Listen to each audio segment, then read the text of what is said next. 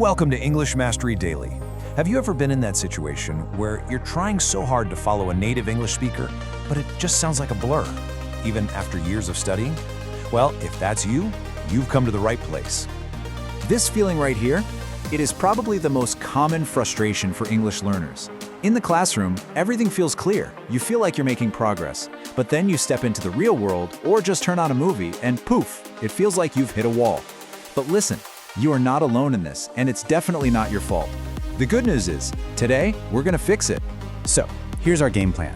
First, we're gonna break down why listening to fast English is so tricky. Then, we'll get into the fun stuff, active immersion techniques, and some really powerful brain training drills. We'll pull it all together with the ultimate cheat sheet of every single technique, and then we'll finish with a super simple 7-day action plan you can start using, well, today. Okay, let's dive right into section 1. So why is this so hard? It's not just in your head. There's some actual science behind the struggle. So check this out. Let's talk numbers for a second. The average native speaker talks at about 150 to 200 words per minute. But when you're learning, your brain is working overtime, translating and processing at maybe 100 words per minute. You're literally in a race you can't win. And it's not just the speed, right?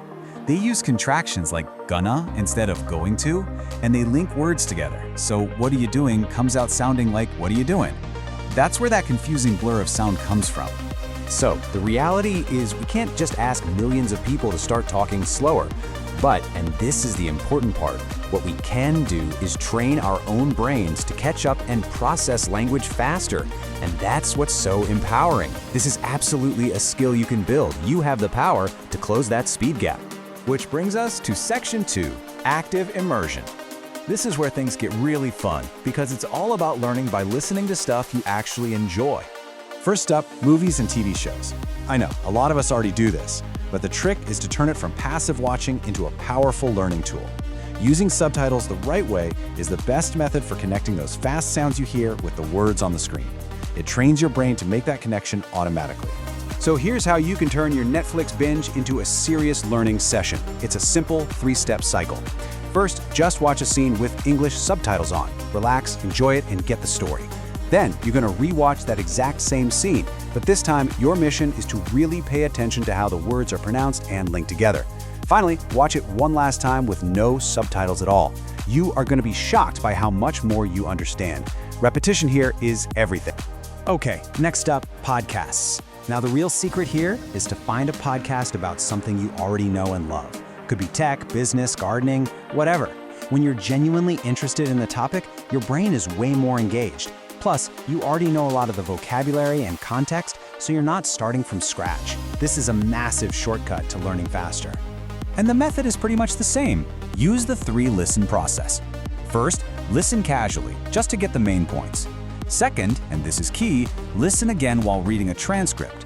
This really helps connect the sounds to the words. Then, for the third time, listen without the transcript, and just notice how much your comprehension has improved. Oh, and a pro tip. Try to jot down just a few new words or cool phrases from every episode. All right, let's kick it up a notch in section 3 with some advanced brain training drills. I want you to think of these as a high-intensity workout for your listening muscles. We're literally going to rewire your brain for speed. This first drill, shadowing, is an absolute game changer. The idea is so simple. You listen to a native speaker and you say what they're saying at the exact same time they're saying it. It's basically karaoke for language. It forces your ears, your brain, and your mouth to all sync up with the natural speed, rhythm, and intonation of real English. So here's how to do it right. Find a short audio clip, 2 or 3 minutes is perfect. First, listen to it once just to get the gist of it. Then, play it again and start speaking along with the recording. Don't worry about being perfect. The goal is just to copy the rhythm and the flow. Repeat this 5, maybe 10 times. It's gonna feel a little weird at first, I promise, but the improvement you'll see is incredibly fast. Okay, now for a more direct brain workout, listening at faster speeds. You know how most video and podcast players let you change the playback speed? We're gonna use that. For 1 week, try listening to everything at 1.25x speed. The next week, bump it up to 1.5x. After a few weeks of doing this, when you finally go back to normal 1x speed, it will sound so slow and clear, it's amazing. Wow, we have covered a lot of ground. So in section 4, we're going to put it all together for you in the ultimate cheat sheet. This is your go-to guide with all 10 of the proven techniques we're talking about today, all in one place. All right, let's quickly run through your new toolkit. First, you've got your immersion techniques: active listening, using movies with subtitles, and finding podcasts in your field. These are all about surrounding yourself with English in a way you find fun. Next are your targeted workouts, shadowing, and increasing your listening speed. Think of these as your gym sessions for your ears. Then, a really important one: learn phonetics. This is all about understanding the individual sounds and how they blend together. It's like learning to decode the language. And of course, we have quick practice tools like language apps and listening to English music. And finally, the two that tie it all together: join speaking communities to actually use what you're learning, and the most important one of all, build a daily habit. Now, I want to let you in on a little secret. This should take a huge weight off your shoulders. Native speakers don't actually hear and process every single word. Nope. Their brains are trained to grab onto the key words to get the meaning. Just like in the example, your brain can fill in the rest once you have those main pieces. So your goal isn't perfection, it's just to listen for the meaning. So now that you know, the big secret is to listen for meaning, not for every single perfect word, it's time to put all this into practice. This brings us to our final and maybe most important section, your 7-day action plan. It's time to go from learning about this to actually doing it, and we're starting right now. So what does it take?